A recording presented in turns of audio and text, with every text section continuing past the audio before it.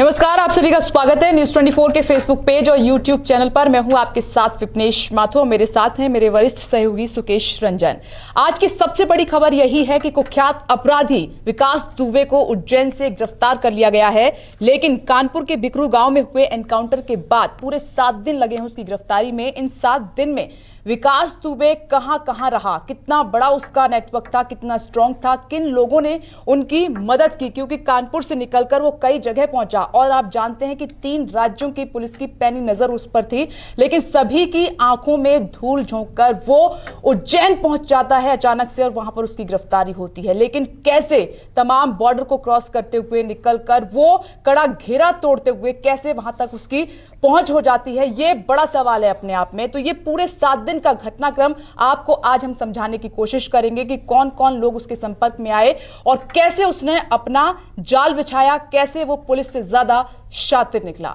सुकेश, ये अपने आप में बड़ा सवाल है, क्योंकि 3 राज्यों की पुलिस और कई टीमें गठित कर दी गई, उसके ऊपर पैनी नजर थी, तमाम जो बॉर्डर थे वो सील थे, लेकिन कानपुर से निकलकर दिल्ली, फरीदाबाद और फिर उज्जैन में उसकी गिरफ्तारी होती है। ये 7 दिन का घटनाक्रम आपसे समझना चाहेंगे। विपनेश, गिरफ्तारी क्या कही, उसको सरेंडर कहिए। जी, उसने खुद को सरेंडर किया है। हमने वीडियो जो देखा उसमें वो कह रहा है कि मैं विकास दुबे हूं, कानपुर वाला। जी, हेकड़ी उसकी साफ तौर पर दिखाई दे रही है। हेकड़ी भी है, उसको डर भी कह सकते हैं कि वो किसी तरीके से सरेंडर करना चाहता है। वो ऐसा दिखाना चाहता है कि मैं सरेंडर कर रहा हूं आपके सामने, पुलिस के सामने, और हमारे साथ कुछ गलत नहीं होना चाहिए। उसके एक सहयोगी को एनकाउंटर में मार गिराया गया है, एक दूसरा सहयोगी अमर दुबे जो है वो भी हमीरपुर में मार गिराया गया। उसको मालूम है कि उसका हश्र क्या होने वाला था और इसलिए वो डरा हुआ था। खैर, मैं आपको 2 तारीख की ये घटना है जब 8 पुलिसकर्मियों की जघन्य हत्या कर देता है ये दुर्दांत अपराधी। जी, 2 तारीख की रात से अभी तक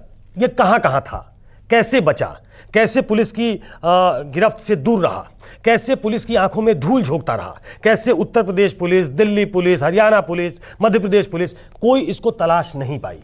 ये आपको सिलसिलेवार तरीके से बताऊंगा ताकि दर्शक भी समझ सके। दर्शकों का बड़ा इंटरेस्ट है कि आखिर इतने राज्यों की पुलिस ढूंढ रही है और ये हर जगह से निकलता रहा या गिरफ्तार नहीं हो पाया, कैसे हो पाया ये, जबकि उसने 8 पुलिस वालों की हत्या की, उनके हथियार लूटे और वहां से निकला। और ये जानना भी जरूरी हो जाता है कि किन लोगों ने इसकी मदद की। मैं आपको बताता हूं। जी बिल्कुल। 2 तारीख की रात और 3 की सुबह में ये कानपुर से निकलता है। कानपुर के पास एक जगह पे पहुंच के ये अपने एक दोस्त शुभम पाल को फोन करता है। जी, वो शिवली का रहने वाला है। वो कहता है उसको, विकास दुबे, वो अपने 2 सहयोगियों के साथ होता है, एक अमर दुबे, एक दूसरा और सहयोगी। उसको कहता है शुभम पाल को कि अपनी मारुति इको के साथ पहुंचो। वो मारुति इको के साथ पहुंचता है उस जगह पे, ये तीनों उसमें सवार होते हैं, शिवली पहुंचते हैं। 3 तारीख को सुबह 6 बजे ये शिवली में होता है। पूरा दिन और पूरी रात ये शिवली में रहता है। ये यूट्यूब पे था, ये अखबार देख रहा था, ये टेलीविजन देख रहा था, और पुलिस की निगाह कहाँ है, पुलिस की मूवमेंट को वॉच कर रहा था।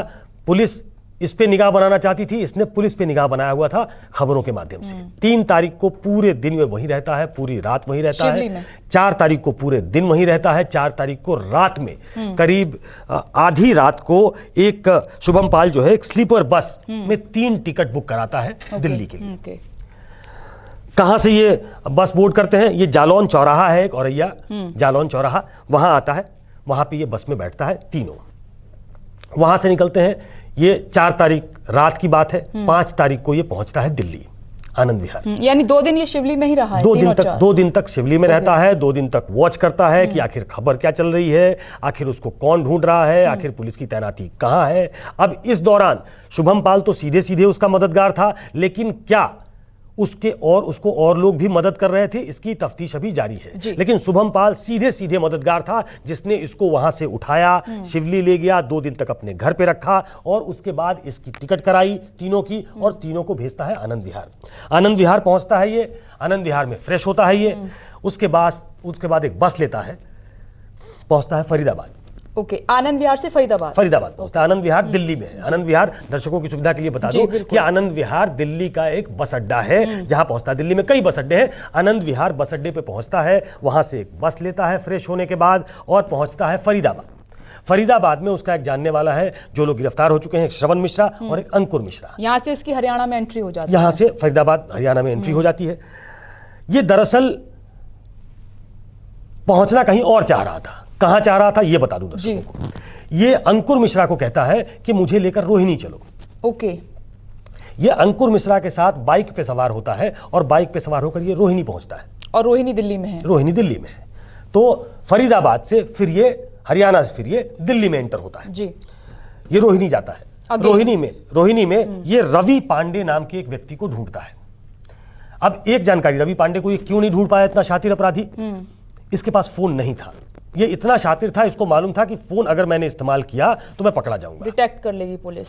तो फोन का इस्तेमाल ये नहीं कर रहा था, इसलिए इसके पास रवि पांडे का नंबर नहीं था कि किसी पीसीओ बूथ से ही या किसी और मोबाइल से उसको फोन कर सके, क्योंकि फोन इसने फेंक दिया था अपना। इसको एक चीज बहुत फेंट याद थी कि जब वो संतोष शुक्ला की हत्या के बाद भी रवि पांडे के यहां ही छुपा था। ओके।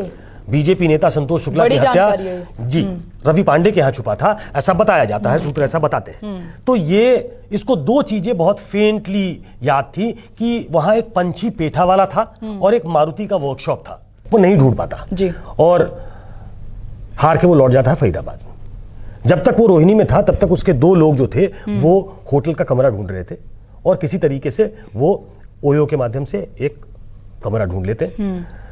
उस कमरे में दो लोग होते हैं, उस होटल में दो लोग रुकते हैं, एक अमर दुबे, एक विकास दुबे। तीसरा साथी वो अंकुर के घर पे रुकता है। ओके। अमर दुबे को डर लगता है, उससे आशंका है कि विकास दुबे के चक्कर में वो भी मारा जाएगा, तो वो साथ छोड़ देता है। वो दोपहर में माफ कीजिएगा आधी रात को निकल लेता है। अब उस होटल में एक आदमी है, उसका नाम है विकास दुबे। वो आशंकित है, उसको मालूम है कि यहाँ बहुत सेफ नहीं है वो। तो वो 1:30 बजे के आसपास पुलिस की रेड हुई है, उसके पहले वो वहां से निकल लेता है। वहां से निकलता है, वो एक ऑटो पकड़ता है, वो दिल्ली आता है और मेरी जानकारी में फिर वो बस से उज्जैन तक का सफर करता है। उज्जैन में महाकाल में जो हुआ वो दुनिया को मालूम है। जो दुनिया को नहीं मालूम है वो घटना मैंने आपको बताई कि 2 और 3 की दरमियानी रात वो कानपुर के पास शिवली में था। 4 तारीख को वहां से निकलता है, वो जालौन चौराहा से बस पकड़ता है, वो दिल्ली आता है, वो दिल्ली से फरीदाबाद जाता है, वो फरीदाबाद से फिर से दिल्ली आता है, वो दिल्ली में पूरे दिन तलाश रहता है एड्रेस और उसके बाद फिर फरीदाबाद लौटता है, चूंकि वो नाकाम हो जाता है एड्रेस तलाशने में। अब सबसे बड़ा सवाल विपनेश ये है कि आपने कहा कई राज्यों की पुलिस, बिल्कुल कई राज्यों की पुलिस है। पहला स्टैंडर्ड प्रोटोकॉल क्या होना चाहिए? कानपुर में इतनी बड़ी हत्या होती है, हत्याकांड होता है, इतनी बड़ी घटना होती है, तो पहले तो वो सीमा सील होनी चाहिए कि वो निकल ना पाए। वो वहां से घटनास्थल से निकल लेता है, वो कानपुर से निकल लेता है, वो कानपुर की सीमा लांघ कर औरैया पहुंच जाता है, औरैया होते हुए बस के माध्यम से वो दिल्ली तक चला आता है। तो उत्तर प्रदेश पुलिस फेल हो गई, वहां कानपुर पुलिस फेल हुई, उत्तर प्रदेश सुकेश आप इसको आगे एक्सप्लेन करें उससे पहले ये बहुत बड़ा इनपुट, बहुत बड़ी इंफॉर्मेशन आपने दर्शकों को दी, क्योंकि दर्शक ये जानना चाहते थे कि 7 दिन में कहां रुका, किसने इसकी मदद की। वो आपने तमाम सवालों के जवाब दिए हैं। इनमें कुल मिलाकर तो ये है कि इसका जो नेटवर्क था वो पुलिस से स्ट्रांग था, यानी पुलिस कहीं ना कहीं पीछे रह गई।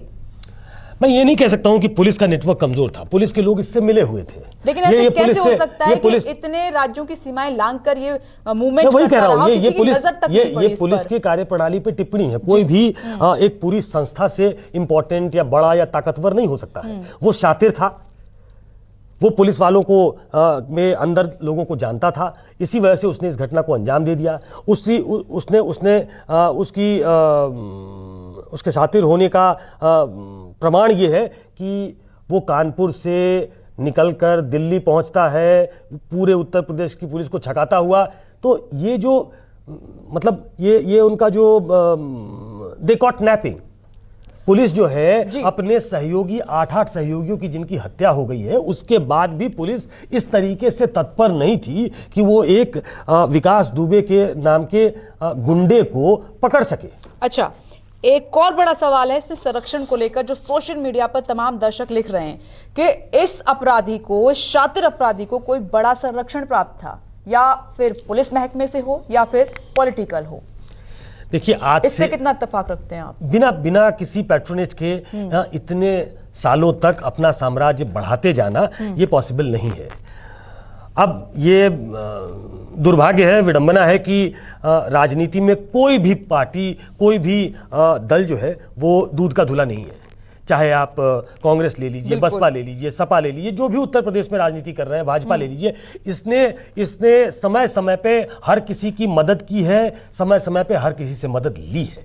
क्योंकि लोकल पॉलिटिक्स में बहुत इन्फ्लुएंस था इसका, वहाँ लोकली बहुत स्ट्रांग था। ये ऐसे जितने लोग होते हैं वो अपनी रॉबिन हुड की छवि बनाते हैं और आम जनता को कुछ अपने साथ रखते हैं, एक पूरा साम्राज्य अपने आसपास खड़ा कर लेते हैं और उससे वो जब देखते हैं कि नेता हमारी मदद लेकर नेता बन रहा है तो हम ही नेता क्यों ना बन जाए। तो धीरे धीरे वो नेतागिरी में आता है। ये भी नेतागिरी में आ गया था, इसकी वाइफ भी नेतागिरी में आ गई थी। तो ये गुंडा से फिर नेता, नेता से फिर बड़ा नेता, ये बनने की सीढ़ी पे था। सोपान इसका यही था। ये और जब इसका पुराना इंटरव्यू सुनिए तो ये राजनीतिज्ञ की तरह बात भी करता है, ये नेताओं की तरह बात भी करता है और ये कहता है कि मुझसे जलते हैं लोग, मुझसे ईर्ष्या करते हैं लोग और इसलिए मुझे जगह जगह फंसाया जा रहा है। जबकि एक दुर्दांत अपराधी है और ये जो घटना हुई है 2 तारीख को, वो तो साबित करती है कि ये बिल्कुल कोल्ड ब्लडेड मर्डरर है। इससे ज्यादा कुछ नहीं। अच्छा, अब ये लास्ट क्वेश्चन सुकेश, उज्जैन पर ही आ जाते हैं क्योंकि सबकी निगाहें उज्जैन पर ही हैं और मध्य प्रदेश की पुलिस की तारीफ भी हर कोई कर रहा है।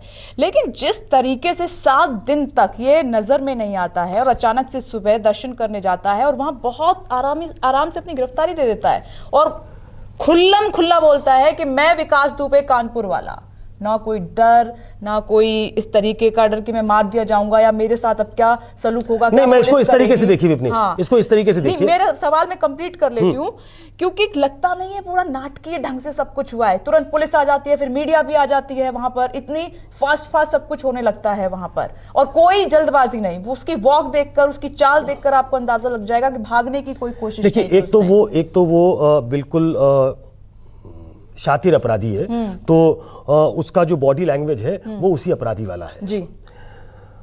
दूसरा, उसको डर नहीं था। मैं थोड़ा इसको इस तरीके से देखता हूं कि उसको डर था, इस वजह से वो बार बार कह रहा था कि मैं विकास दुबे कानपुर वाला हूं। मतलब वही विकास दुबे जिसके बारे में आप टेलीविजन पे देख रहे हो, वही विकास दुबे जो भागा फिर रहा है, वो दरअसल पब्लिक ग्लेयर में आना चाहता था कि वो मारा ना जाए, उसका एनकाउंटर ना हो जाए। वो किसी तरीके से वो दिल्ली में भी कोशिश कर रहा था। मेरी जानकारी ये है कि 2 वकीलों ने इसकी सहायता की है, क्या कुछ ऐसा? अभी जानकारी मिल रही है ऐसी कि शायद वो सरेंडर करना चाहता था। और सरेंडर किस लिए करना चाहता? एनकाउंटर से बचने के लिए। तो इससे मालूम था कि ये मार दिया जाएगा, इसका एनकाउंटर हो जाएगा, इसको पुलिस छोड़ेगी नहीं। खासतौर पे उत्तर प्रदेश की पुलिस इसे कहीं भी पालेगी तो इसकी जान चली जाएगी। तो ये डर था इसके अंदर, जिसकी वजह से ये सरेंडर करना चाहता था और यही कोशिश इसने दिल्ली में की। 2 दिनों तक दिल्ली के राजनीतिक हलकों में ये चर्चा थी कि यहाँ भी कुछ वकीलों से संपर्क किया जा रहा है कि वो सरेंडर करना चाहता है। शायद यहाँ सफल नहीं हो पाया। मध्य प्रदेश ही क्यों चुना इसने? मध्य प्रदेश ही क्यों? ये मध्य प्रदेश की जगह कोई और स्टेट भी हो सकता था। ये मध्य प्रदेश में हो सकता है कि इसकी कोई जान पहचान हो सकता है कि किसी वकील को जानता हो सकता है कि फरीदाबाद में जब ये रुका हो तो इसने दूसरे अपने सूत्र तलाशे हो और उस सूत्र तलाशने के क्रम में इसे पता लगा हो कि मध्य प्रदेश में कोई ऐसा व्यक्ति है जो इसकी मदद कर सकता है, तो ये मध्य प्रदेश की तरफ हेड करता है।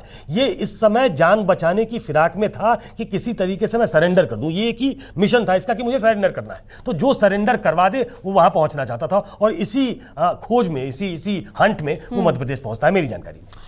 देखिए, बहुत डिटेल में 7 दिन का पूरा घटनाक्रम सुकेश रंजन ने आपको समझाया कि कहां कहां छिपा रहा, किन लोगों ने मदद की, कैसे उज्जैन पहुंचा, कैसे नाट के ढंग में गिरफ्तारी कहीं या सरेंडर, क्योंकि विपक्षी पार्टियां इसको सरेंडर बता रही हैं और साथ ही ये भी सवाल उठाए जा रहे हैं कि इसकी कॉल डिटेल खंगाली जाए, कौन लोग जो बड़े लोग हैं इसकी मदद कर रहे थे उनका पता लगना भी बहुत जरूरी है। अपडेट इसमें यही है कि यूपी से टीमें रवाना हो चुकी हैं, उसको उत्तर प्रदेश लाया जाएगा, ट्रायल चलेगा, कस्टडी में लिया जाएगा, रिमांड पर लिया जाएगा। उसके बाद क्या बड़ा सच सामने निकल कर आता है, इस पर लगातार हमारी नजर बनी हुई है। नमस्कार।